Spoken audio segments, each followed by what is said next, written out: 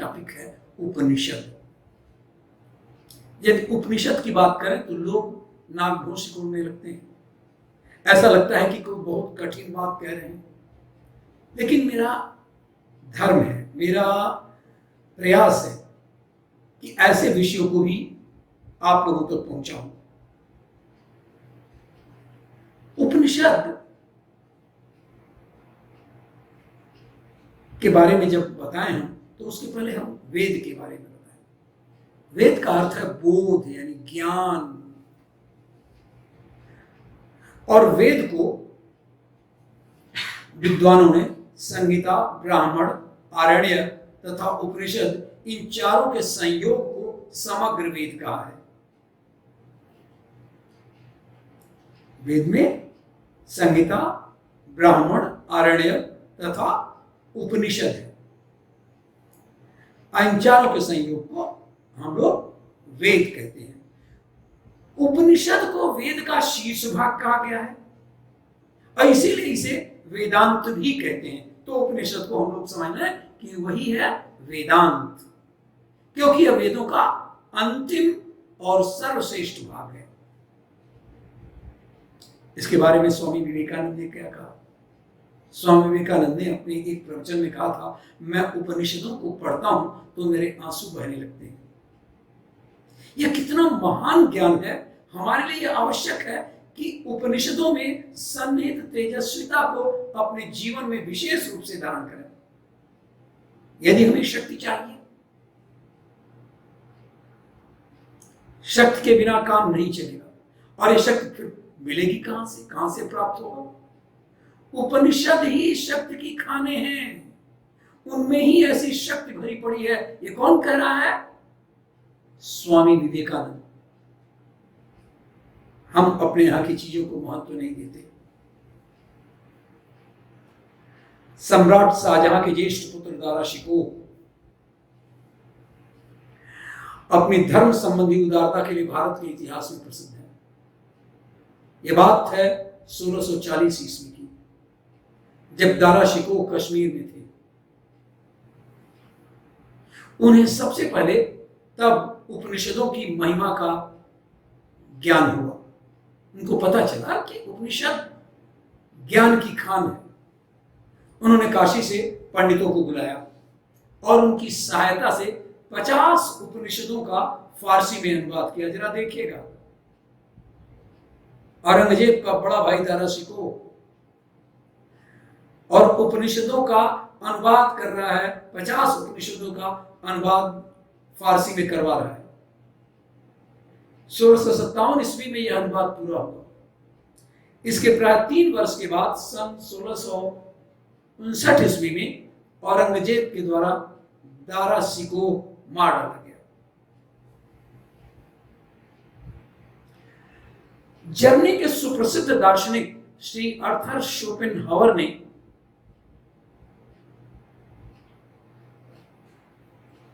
जो करीब करीब समझिए कि आप 70-72 साल तक जीवित रहे, बहुत कठिन परिश्रम करके उक्त अनुवाद का अध्ययन किया। कौन से अनुवाद का? जो दारा शिकोह ने अब फारसी में किया था। और मुक्त कंठ से यह घोषणा की कि मेरा अपना दार्शनिक मत उपनिषद के मूल तत्वों के द्वारा विशेष रूप से प्रभावित है। बताइए, विदेश का विद्वान और कह रहा है कि हमारा जो अपना दार्शनिक मत है वो सब कुछ उपनिषदों के मूल तत्वों के द्वारा प्रभावित है। एक और जर्मनी के महान वैज्ञानिक सुनाम धन्य वेदज्ञ मैक्स मुलर ने एक स्थान पर लिखा, यदि शोपेनहावर के उपनिषद संबंधी शब्दों के लिए किसी समर्थन की आवश्यकता हो तो मैं खड़ा हूं उसके आगे। मैं अपने जीवन भर के अध्ययन के आधार पर प्रसन्नता पूर्वक अपना समर्थन दूंगा। उन्होंने अपनी पुस्तक India what can it teach us में लिखा कि दारा शिकोह ने अपने फारसी उपनिषद अनुवाद की भूमिका में लिखा है, आत्मविद्या के मैंने बहुत ग्रंथ पढ़े पर परमात्मा के खोज की प्यास कहीं न बुझी।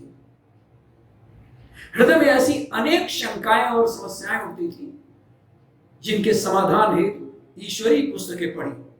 इनमें से उपनिषदों का ज्ञान ऐसा है जिससे आत्मा को शाश्वत शांति तथा सच्चे आनंद की प्राप्ति होती है। हजरत नबी ने भी एक आयत में इन्हीं प्राचीन रहस्यमय पुस्तकों के संबंध में संकेत किया है। ऋग्वेद, यजुर्वेद, सामवेद और अथर्ववेद भेद से यह 4 वेद कहे गए हैं।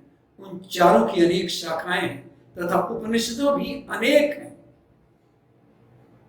ऋग्वेद की 21 शाखाएं, यजुर्वेद की 109 शाखाएं, सामवेद की 1000 शाखाएं तथा अथर्ववेद की 50 शाखाएं मानी जाती हैं। और फिर एक एक शाखा की एक एक उपनिषद मानी गई है। इस उक्त के अनुसार 1180, ठीक से सुन लीजिए, 1180 उपनिषदें होनी चाहिए, किंतु अब जो नाम गिनाए गए हैं और जिन्हें महत्व दिया गया है वे केवल 108 ही हैं। आचार्य शंकर ने ईश, केन, कठ, प्रश्न, मुंडक, मांडुक्य, तैतरीय, ऐतरेय, छांदोग्य, बृहदारण्यक एवं श्वेताश्वतर इन 11 उपनिषदों के भाष्य किए हैं। इस सिलसिले में एक और बात जरूरी है बता देना। आप स्वामी दयानंद को जानते हैं।